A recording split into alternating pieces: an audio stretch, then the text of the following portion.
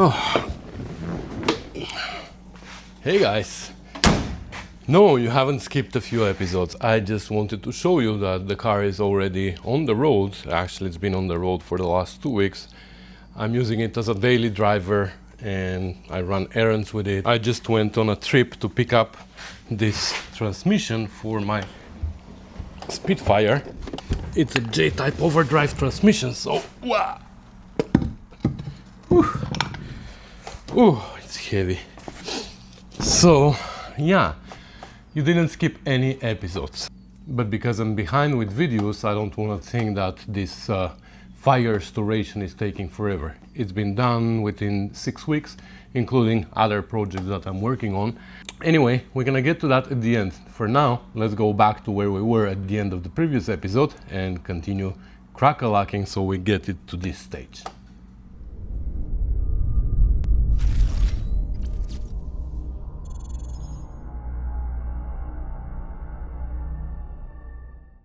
Alright, it's a few days later and I've been working a little bit at a time on the car, but I didn't film anything because it was like a half an hour here and 1 hour there. We have an exhaust now, so the exhaust is in, and that turned out to be a little bit more complicated than expected because first of all, this rear part, oh my god, what's this? A crack on my camera? Because this part here turned out to be like almost off. This was hanging on a hair. I thought that there was a crack here on top only, and I started welding it, and as I was welding it I kept chasing it, and it turned out the crack starts from somewhere here, all around here, and then even here. So turns out that somebody backed this exhaust into something and literally wrinkled it here. And this wrinkle was entirely cracked. So starting from here all the way to here, this was ripped, so it was hanging only on this part. And had I known that, I probably wasn't even gonna try to weld it, but because I didn't know, I started and it actually worked really well. I didn't even clean the rust, like nothing, I just went. I'm really amazed with this welder. It just goes like crazy through rust, through everything. And I'm happy now. This is like solid, even though it is wrinkled here. Who cares? That's how it needs to be, like this one, right? So anyway, the exhaust is done, and then I went in the engine bay and I made new line for the clutch cylinder as well, for the master to go to the slave. And unfortunately I didn't have copper nickel, so this one is, I believe it's just steel. I didn't do a good job here. There's some marks, but I'm pretty sure this is just steel because this is 1/4 inch. The fuel line that I made, the new one, was 5/16. This was 3/16, but 1/4 inch I don't have copper nickel, so I used this. Well, David bought it as a 1/4 inch stainless steel for his TR4 before, and we used whatever we used. The rest is still here. I have it. But it is not stainless steel. First of all, the color, and second, I tried with the magnet and it catches it, so at least it's a new line. It's not the old steel one that was rusted and painted, etc. So the clutch is done as well, and I still haven't filled with brake fluid. I bought brake fluid, but tonight Nick is coming, so I'm gonna do it tonight, or maybe I can bleed the brakes and the clutch as much as I can on my own, and then he can help me finish it tonight. We'll see what we're gonna do. But I was just in the process of installing the carburetors now. I'm resisting the urge to take them apart and clean them and all that. No, please don't push me in that direction. They are gonna be what they are. I'm not gonna go into anything cosmetical anymore in this car. It's taking way too much time off of my customers' cars. You see, I have that one waiting for me, and I have other people waiting in line to come, so I can't spend any more time on this car just to make it more beautiful. I'm gonna make it safe and I'm gonna make it running properly, but I'm not spending 3 hours cleaning carburetors now. So yeah, carburetor is on that side. Here we need to put the steering shaft. Most likely we're gonna have to replace these boots because I don't think we're gonna pass safety like that. Alternator. The cooling system is, well, the cooling system is closed now. I mean, I have a bypass hose there that bypasses the heater inside under the dash. We just need to install a gauge now because we have a fuel line. The old one was melted and it was literally plugged, so we could start the engine without the gauge. But now here we're gonna have to put an oil gauge, oil pressure gauge, and then the car is gonna be drivable, so I can drive it in and out, and I can finally use the hoist for that car and for the other ones that are coming. And then unfortunately it's gonna be a little bit at a time to finish assembling this car, and whatever we're gonna need to finish is I want to make diagonal gussets for here to support the brackets, and we have to install the heater box with the blower fan, then install the metal dash which needs to be cleaned and painted, the dash pad on top, the wooden dash, the gauges, and connect the whole harness which is run to where it's supposed to be. And then interior, I was gonna clean and paint the windshield frame that came with the car because it was burnt, you know. But Les, David's friend, donated a windshield frame with a windshield and wrapped, and it's in a pretty good shape, so I think I'm gonna use that. I'm just gonna replace the gasket because the gasket is cracked. Anyway, so that's the plan for today. I'm gonna go get crack-a-lacking with the curbs, and I'm gonna give you an update a little bit later again. Okay, so it's finally time to clean up and paint the dash so we can put it back together. And for that we need to remove these vents, and they have these little tabs on the side, 3 of them, that you can just push. Okay, this one went in without being pushed. You don't need to turn it, I'm turning it so you can see it. And there you go, all 3 are pushed in now. This one looks a little bit distorted from the heat, but we have new ones eventually if we have to. There you go. Surprisingly, the other one is also usable, or is it? And not really. Where are the tabs? How am I supposed to take this out now? I have an idea.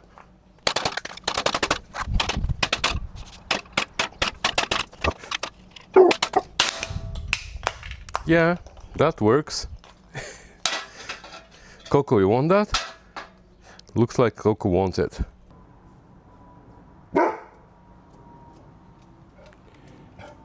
She doesn't want any of the toys that we buy for her, but my tools and my parts, she loves chewing.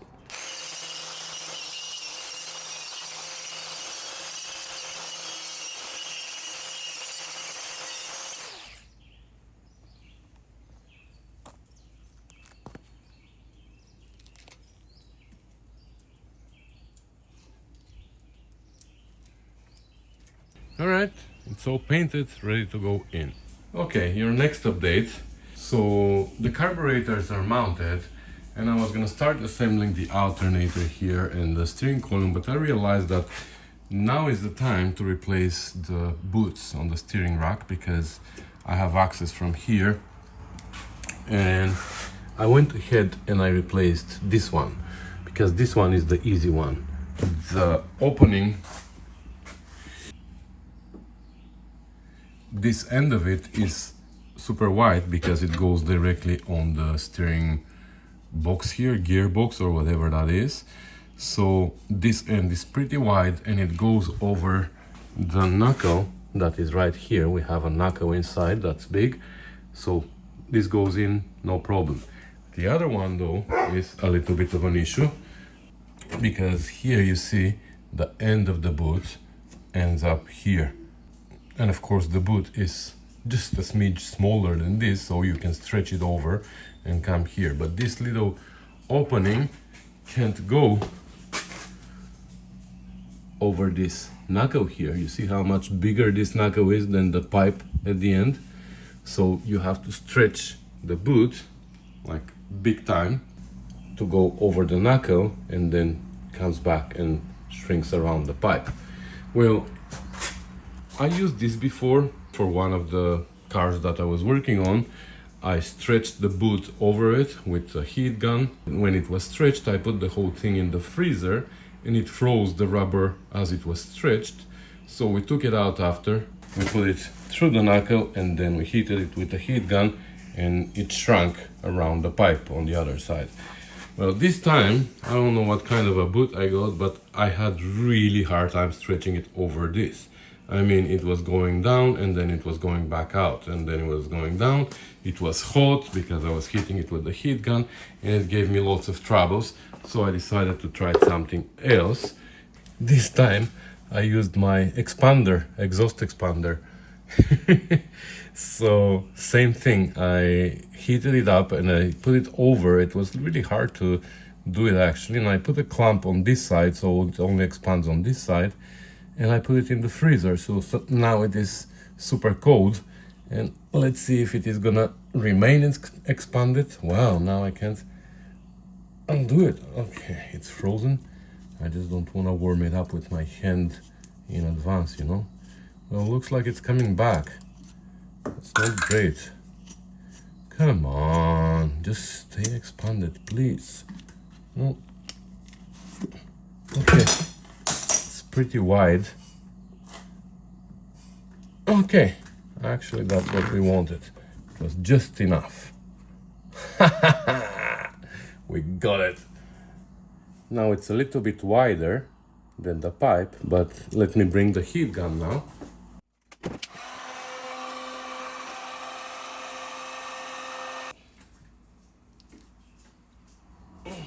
Right, here's your next update. So yesterday Nick came home too late and we didn't do the brakes, but the rest of the engine bay is assembled. So basically once we do the brakes, it should be drivable. I mean, the carburetors are connected, all the fuel lines, all the evap lines or whatever. Oh, I need one for here.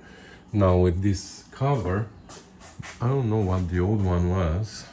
Looks like this is in a different place on this cover. This nozzle is in a different place on this cover.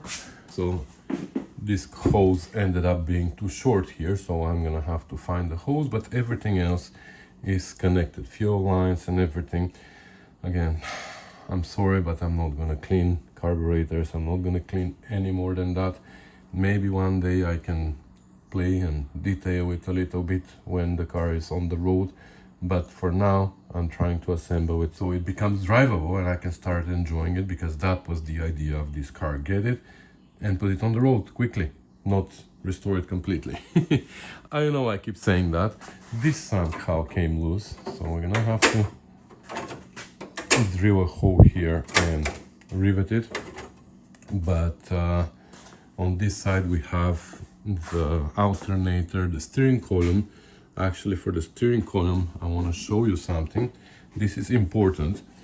When your wheels are relatively straight, as straight as you can do it on a lift, your flat part of this bar needs to be up. This bar is flattened here on top. And the reason for that is so it can align with this shaft here, which has a notch. So this is where the flat part lines up, and then you couple them together with that coupler. And the reason for that is so your signals cancel properly. So this is your steering shaft, right? This part extends inside this tube. That's the other end, and the steering wheel mounts on it. So this hole here is for your steering lock. So that needs to be at the bottom. And when it's at the bottom, your signals are gonna end up on the left side, right? These are your signals. So if we turn the right signal on, let's say, and you see I can make almost entire turn of the steering wheel without nothing happening until I reach this point, and now it canceled my signals. Same thing for the right, for the left signal. I can't even turn it now. But when it is close to straight position, that's when it cancels it. But if I'm past straight position and I go, now I have left signal turned on and I turn the steering wheel right, you see how much I can turn right without canceling the signal, and only here it cancels it. So from straight position, if I decide to turn the left signal on and I turn left, I can turn here, and on the way back to straight, it cancels it. If I turn right, the right signal on, same thing. I turn right, and then as I'm straightening my wheel, it cancels it. So that's the position in which the shaft needs to be. And that position is where the notch is on top. And this is where the flat part of the other shaft lines up. So sometimes I've seen cars where the steering shaft is mounted like this, and the signals don't cancel, or they cancel in some awkward position of the steering wheel. So that's why the flat part of that bar needs to be on top. And I also assembled these brackets here with some horizontal ones that come out. I didn't show you that, but this is the one that bolts to the other one. I also put the horns, and I connected them to the new wiring harness and installed the shrouds and everything. So the engine bay is 90% complete. To make it drivable, we only need steering wheel and brakes. Thing is though, for the steering wheel, we need to have the metal dash. The steering shaft goes through here, the steering column goes through this hole. So I need to have the dash, the metal dash installed in order to put the steering column. But to have the metal dash, I need to have the dash pad on top installed, right? Because the dash pad goes around and fastens into these fasteners that are the same fasteners for the metal dash. So we need to install that. Also, before the metal dash, I would like to install the windshield frame, because it is easier to access where the brackets mount, there and here, right? But again, for the windshield frame, we need to have the dash pad installed. So looks like our next step is the dash pad. Let's put it on, then we can put the windshield frame, and then we can even put the heater box there before we put the metal dash in place, because it's gonna be easier to assemble it there. And only then we can continue with the steering shaft, etc, etc. So dash pad is our next step, and for dash pad or crash pad, I got this one from David's 1970 TR6, the right hand drive one. So the dash is the same for left hand and right hand, you see it's symmetrical.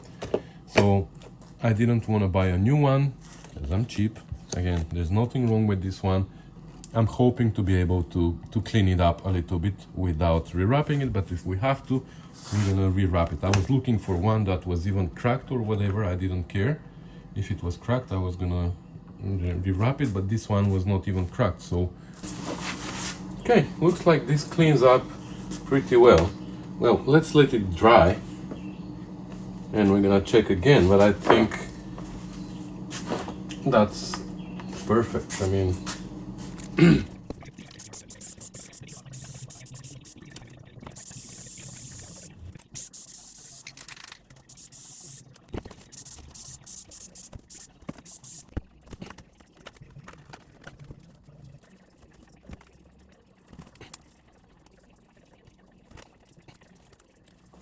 all right, as expected, this dash fit perfectly. Absolutely no issues. All the holes line up everywhere and I'm happy with it. Of course, it requires a little bit more cleaning. We're gonna clean it more, but even if it is like that, I'm not worried about it. It corresponds to the look of the rest of the car, you know? The paint, for example, here, you see? I know it looks much better from a distance, but that's what the paint of this car looks like. So it's gonna have to be restored properly at some point, but as a driver, it's okay.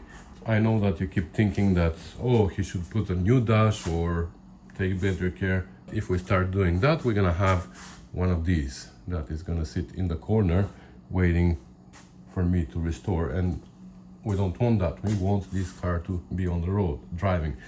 So anyway, We're ready for the windshield frame now. I just installed loosely the brackets. There you see one here and one here. They're not tight, they're just loose, so we can slide the windshield frame in.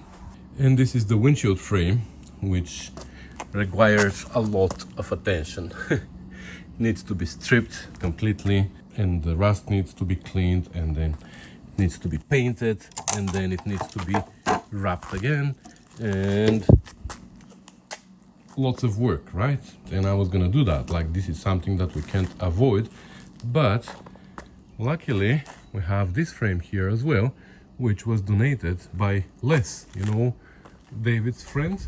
He donated this windshield frame together with the windshield. Of course, we're gonna have to replace the gasket.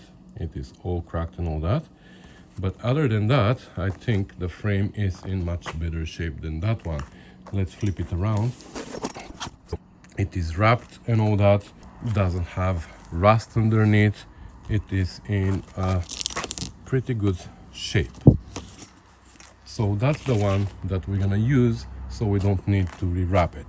However, it needs painting, and that's my debate now, whether I should just scuff the front area and paint it quickly, or leave it as it is, because you see it is, you can see the primer here, you can see the primer through here.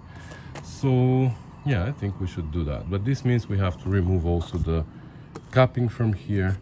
All right, I hear you. So we're gonna do the right thing, and we're gonna avoid stripping it completely, but at least we're gonna remove the capping, we're gonna remove the glass, and we're gonna scuff it and paint it only the black part. I mean, I'm not gonna strip the vinyl from inside. That's for a different car, and this one didn't have it, it came without it, so we're not gonna have it there. It doesn't really matter. I've seen many cars without that, but we have the commission number on the door, right? So that's gonna be fine. So without further ado, let's get crack-a-lacking. Okay, the windshield frame is cleaned up and painted. Not a great job, again, don't judge. Have some more parts there drying on the car. These little clips and stuff. One of them, this one is missing one of the nipples, but I don't care. I'm pretty sure I have one of these somewhere in the basement, but I don't really care because I don't use tonneau covers. I don't like those, even though I have one, came with the car.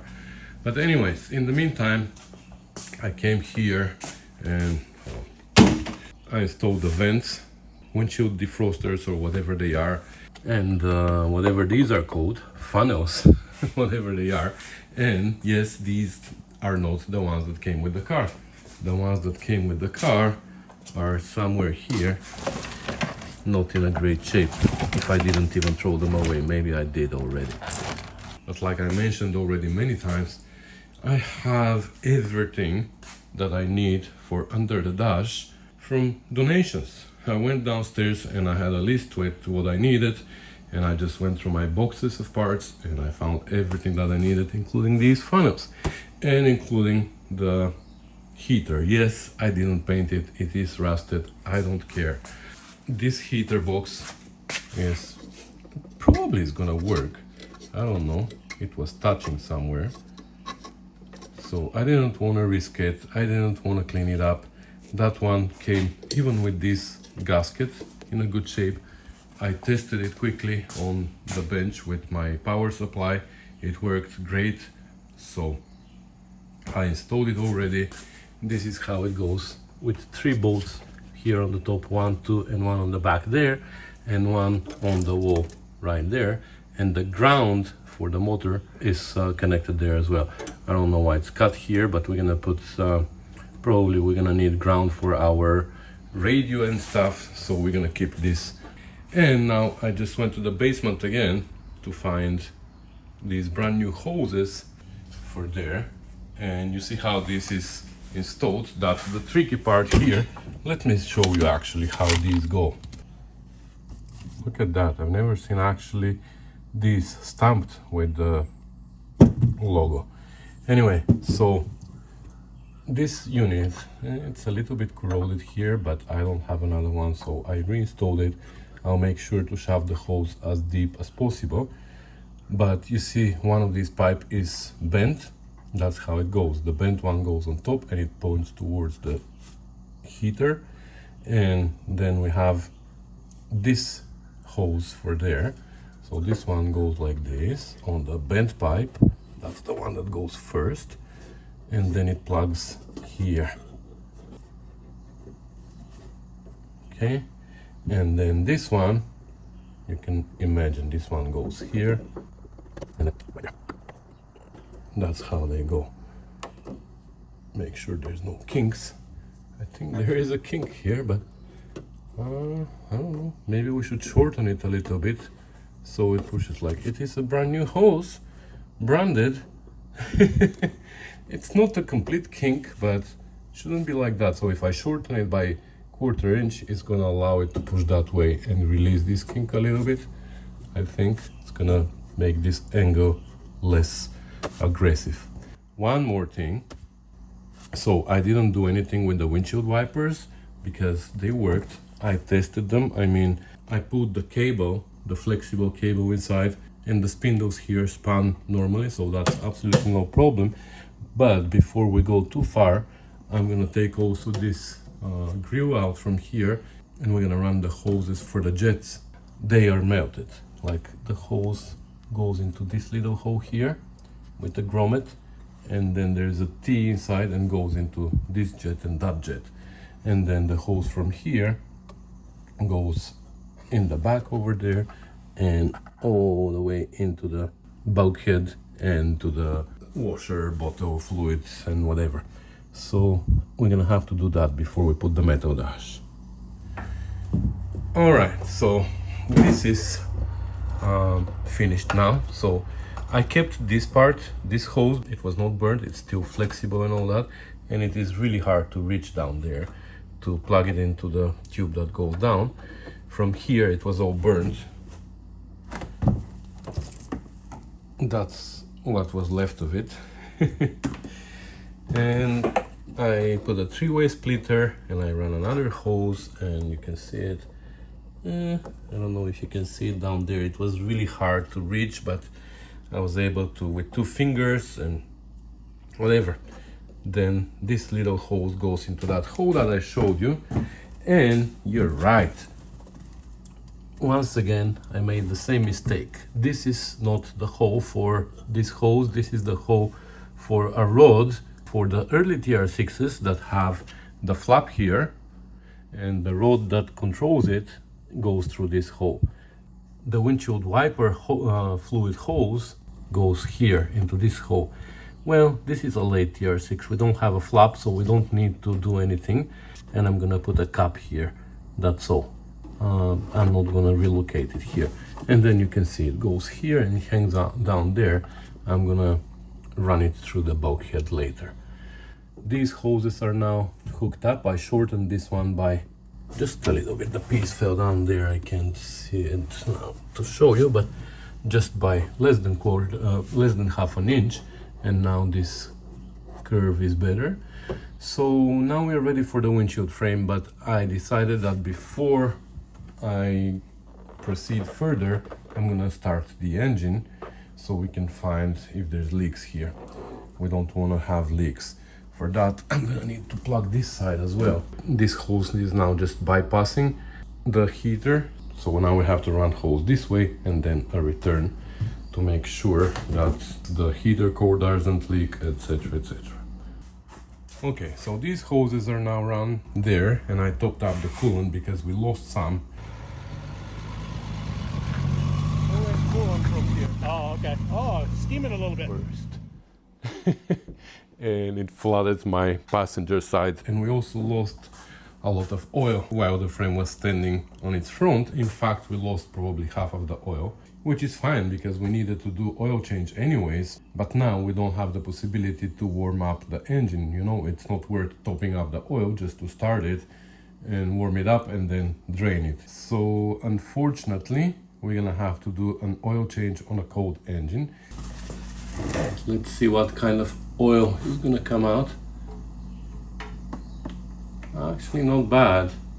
Looks like it was recently changed, but you never know. Okay, well, that's good. We'll let it drain. I'm gonna replace the filter. Luckily we have a spin-on oil filter adapter, so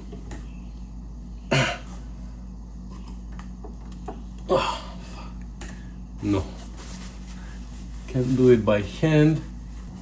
Actually, there was a lot of oil left, so it's not too bad. I thought that we lost most of it, but looks like there was a lot. Doesn't smell like gasoline, which is good.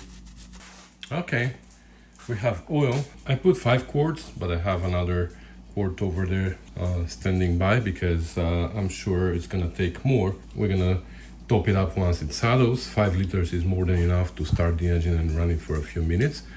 We have a oil pressure gauge this time connected here, so we don't spill oil all over the place. Coolant is topped up, but I left it open because it keeps going down, and we're gonna top it up once the engine starts. And the water pump starts pulling from the bottom of the radiator and pushing through the system, and then the level here goes down, and then we can top it up as the pump is spinning. We have the battery. I don't know why this is the box is cut in pieces. I have no idea why. They're 2 separate pieces, and I tried to make it work somehow. It didn't, and it pissed me off, so I said, you know what, forget about it for now. I'm gonna deal with it at some other time. For now it's important that the battery is secured. And I noticed here that the stay for the battery is burned, so I'm not really sure. Maybe that happened another time with a different battery.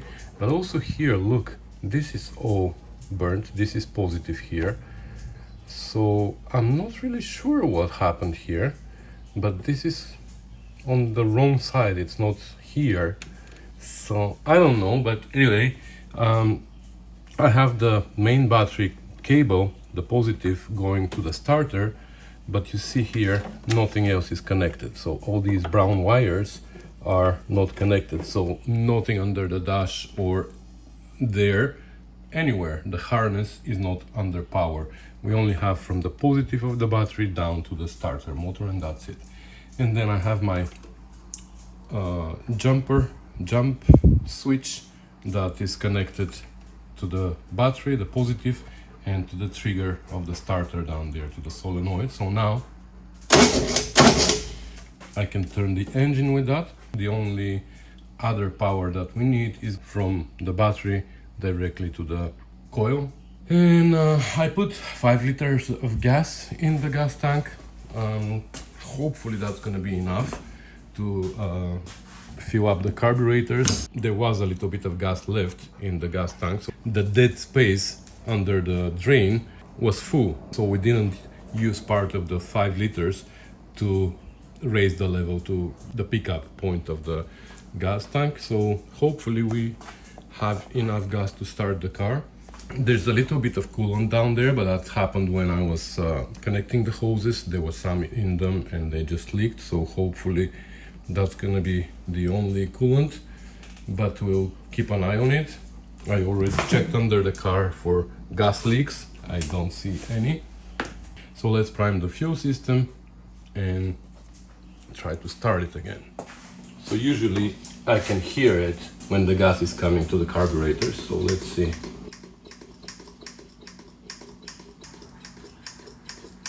I can't hear anything now. I'm gonna turn the engine just a little bit to make sure that the pump is not on the camshaft.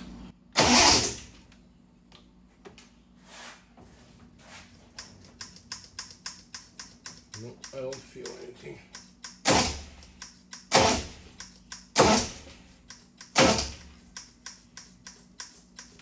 No, nothing. Okay.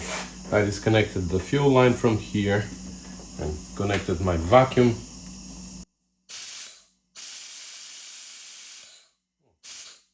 started sucking fuel right away, so yeah, there is fuel here.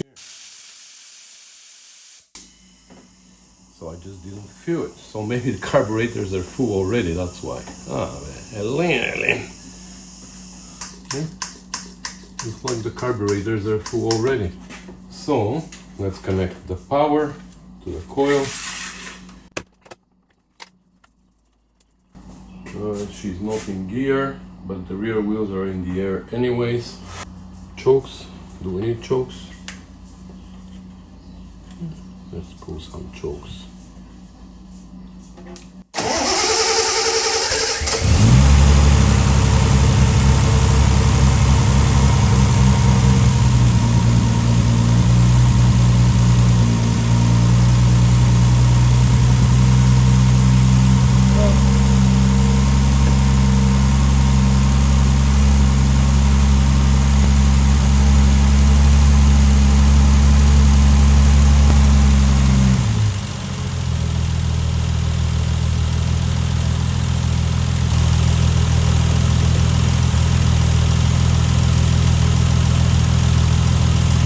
Unfortunately, the oil pressure gauge is missing the needle.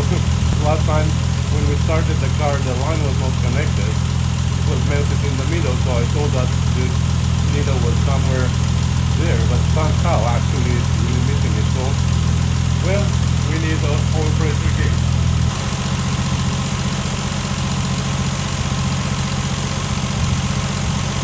Okay, unfortunately I see 2 leaks already. Unfortunately, this is a leak. It continues dripping now more and more. And if you can see down there, that puddle of oil, that is from the oil pressure gauge line. But other than that, no other leaks like in the back.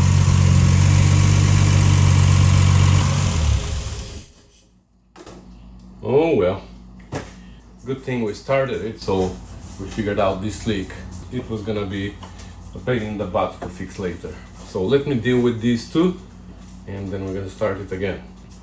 Alright, so I took the oil pressure line out and this is a new line. So I'm getting a little bit confused with things, how it works here. First of all, this gauge is like, look, it's full of oil. This is the gauge without the needle. It's full of oil. So we lost some oil there. We lost oil under the car and it continues dripping now that I took the line out, so we have a big puddle there. Anyway, so this end looks to be correct on this line because that's how it is. You see, this is a flat end with a little hole, and here we have a little nipple, so they just fit together like that, and with this female fitting we compress them together. So that works. Now I went in my basement and I brought my oil pressure line from my testing rig.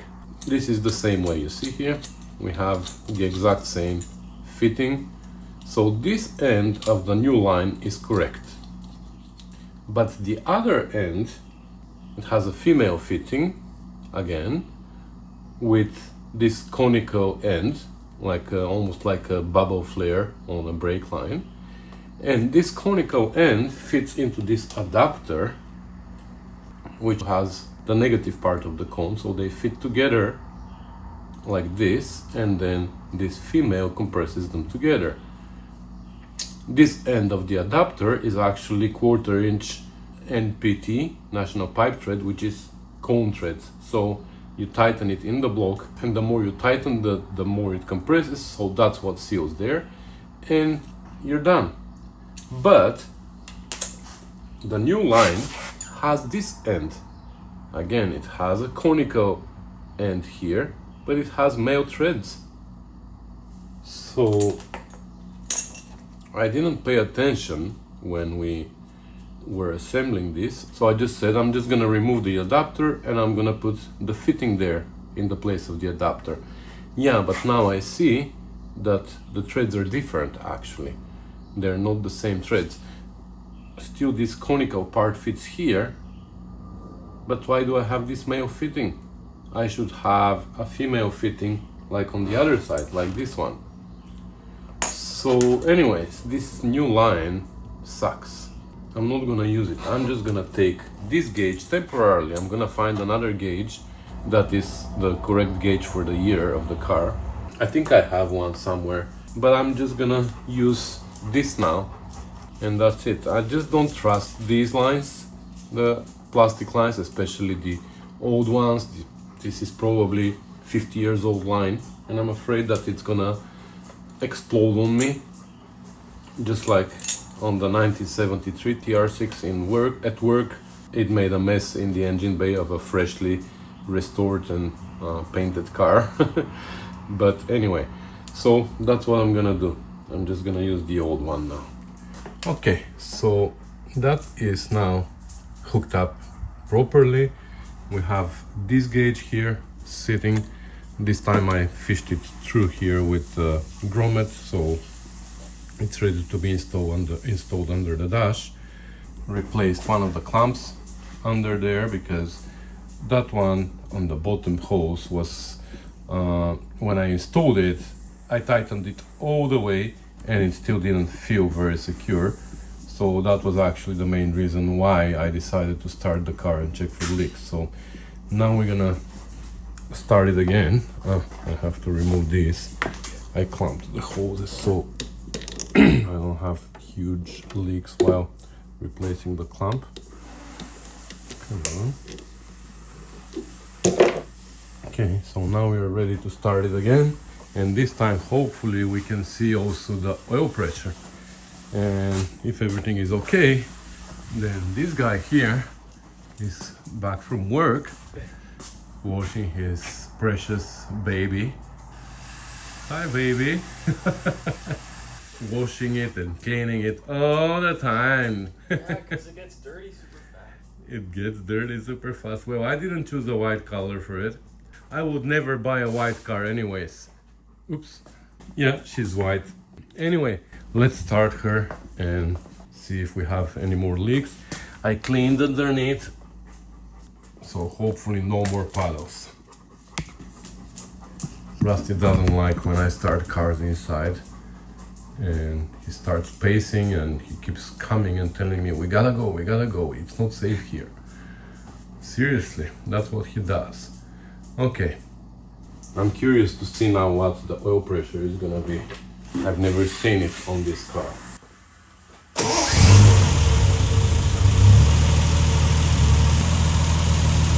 That's a good oil pressure, about 80 pounds. Hopefully it stays that way after it's warmed up.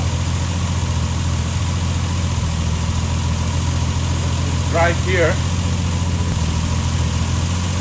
And it's dry here now. Alright, let's not run it out of gas. It's all good now. No leaks anymore, at least not major leaks, but before. We can go and start assembling the dash now. Alright, so I installed the windshield frame. I didn't bother you with that. I put new rubber under here. Just pushed the rods down, put the nuts at the end, tightened them, tightened all the other screws. Now there must be 2 more screws. This car was missing them. This one screw holds the bracket in place. This screw also holds the bracket in place. This screw here is the one that pinches the bracket. It comes, I don't know if you can see it here, but it comes into that hole and pinches this bracket so it doesn't let the frame come back out, even though there's nut at the end of the rod. So this car didn't have them. They were like plugs here, but I'm gonna find 2 more screws and I'm gonna put them here because it's good to be done properly. So anyway, the frame is in, and I also put the capping, and now we're ready to put the dash in, the metal dash. I think we assembled more than enough in the back now, everything that was hard to assemble. So for that, we're gonna take these 2 screws out, this one and the one on the other side down there, And these 5 on top, they're just loose. They don't need to be taken out. These are studs with nuts on them. And the dash has slots on top right here, you see? So we don't need to take the nuts out. We can just slide the dash in. These on the side we have to take out because the hose, these holes here, are not slotted.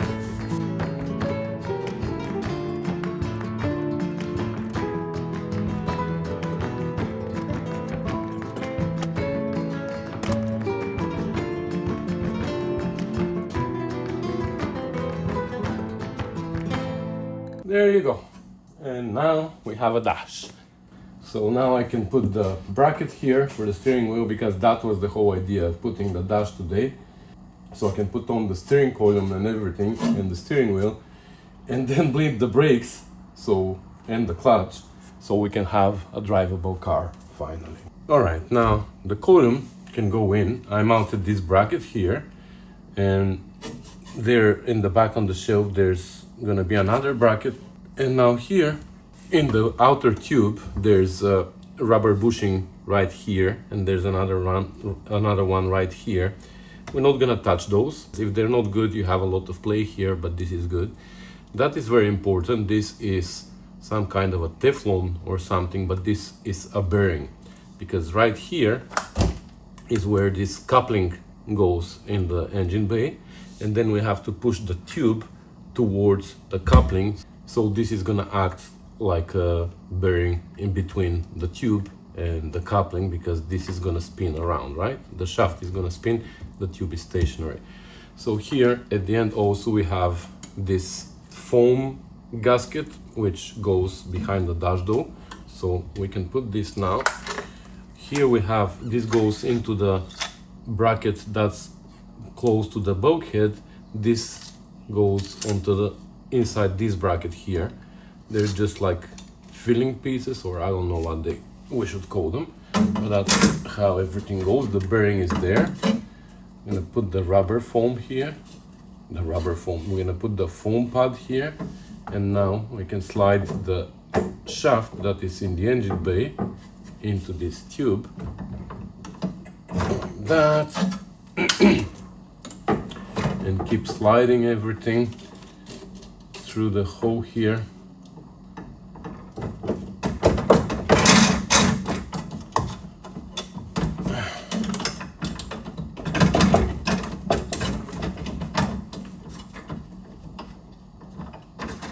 Okay, now let's go into the engine bay. So now here you see we can turn the steering wheel. You see how they line up. The notch and the flat part line up. So here is where this thing goes. Okay, we need to go, wow, we need to push a little bit more. The whole thing needs to go down. You know what? My shaft.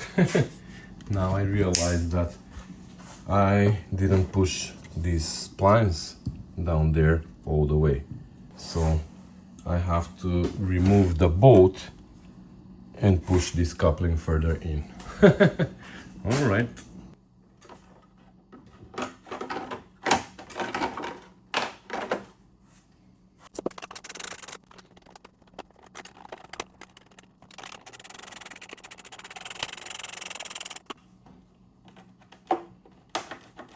That's better. Okay, and now here you see how the flat part lines up with this notch, and this is where this coupling goes, like this. Now it's gonna be hard to put the bolts on from underneath, so that's why probably we're gonna have to turn it. But let me try.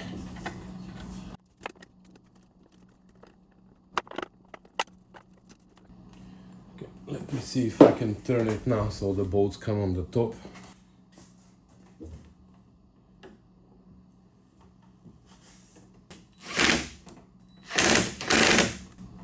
Okay, and now you see this is where the bearing comes between the coupling and the outer tube of the steering column, which now we're gonna push in like that. and this is how far the tube goes until it hits this coupling. And now we can put the clamp that's here by the bulkhead and the other one that's on the metal dash, and it's gonna stop shaking left and right. So this is how the foam is down there. And here on this shelf there's also a piece of felt under the tube. And now on top we're gonna put this bracket. These are two brackets actually, but this one is gonna compress the foam towards the wall, and this other one with this piece of felt again is gonna compress the tube down to the shelf, and it's gonna hold it stationary so it doesn't move. And then this one here has this bracket, this springy thingy that goes inside, and then on top we have this one that traps the spring inside and holds it here in place.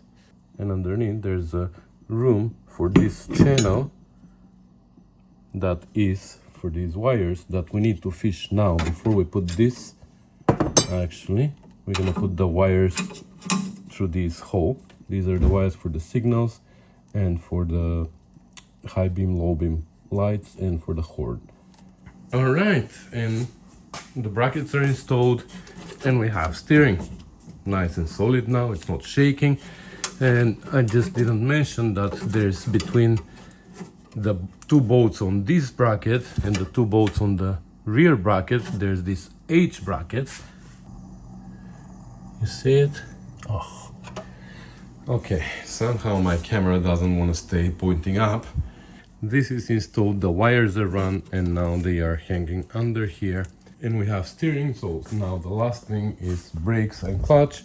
So it's dark outside already, it's almost 10 o'clock, but I'm gonna bring Nick back. He went inside to get ready for tomorrow for work.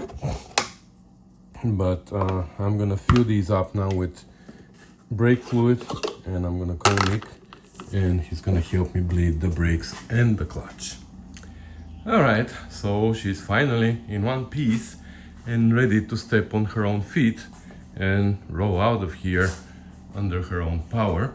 Now we bled the brakes yesterday and the clutch, and there's something happening with the rear right wheel. So the other three wheels bled perfectly. This one I tried first with gravity feed, it didn't work. I tried with vacuum to suck the air out so it can pull fluid, it didn't come. And then finally with the pedal, Nick sat inside and we bled the other three brakes. This one, nothing is coming. So somewhere between the three-way splitter under here and the right cylinder, there's the blockage. I know that the lines are new, I just installed new lines. The flexible line though is the one that we installed. What's it called? Like, it is a stainless steel one, braided. So like I said, these two lines, just these two, were donated to me, and I don't know the condition. Maybe they were used, and I don't know how can a line get clogged. The other thing is the rear two wheel cylinders were also donated to me on rebuilt plates with new brake shoes and everything. So they seemed new wheel cylinders, but this is another question mark. So I don't know whether it is the flexible line or the wheel cylinder, but I don't have time to deal with this today because I'm cleaning up the shop, because another car is coming today for a quick repair and we're gonna need the lift. So we have three wheels that brake, so we have enough brakes to drive her out. Should we take her for a quick test drive just so we can see if the clunking noise from the back disappeared? Because the clunking noise was something that really bothered me. So far we reinforced the frame, the mounting points for the differential. We also replaced the whole bracket on the differential, the front bracket, because it was snapped. And third, we installed new thrust washers on the flanges in the differential. We also made sure that the U-joints on the drive shaft and on the two axles are good. So now if we still have clunking noise, it would be from the splines on the axles, which have a little bit of play, but I think they're gonna be fine, or the actual wheels, the splines on the wire wheels. But anyway, let's go for a quick test drive, not fast, because again, we don't have brake on that wheel, and also these tires are not great. Just quickly on the street here, back and forth, and especially my driveway is pretty bumpy. That's where I was hearing most of the clunking noise. So let's get clank-a-locking.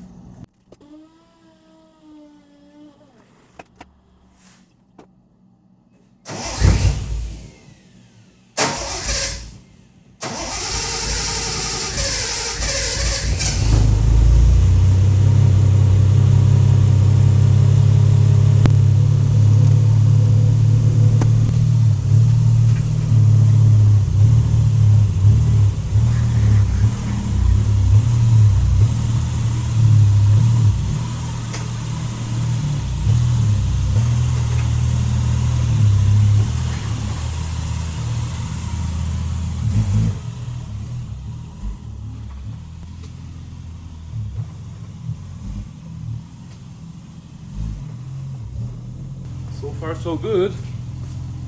I went multiple times back and forth and no clunking. Before, every time I switched from reverse to forward or from forward to reverse, it was clunking. So I think we're good now.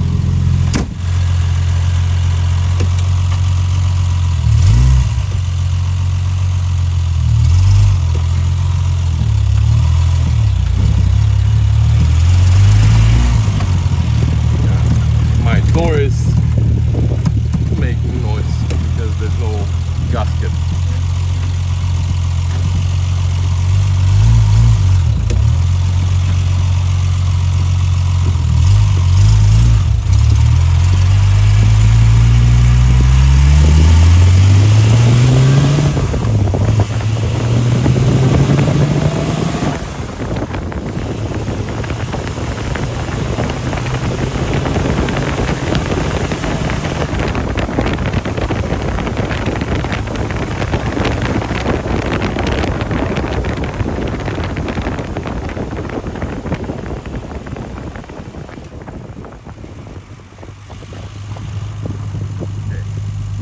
That's perfect. I don't hear any noises, so let's go home.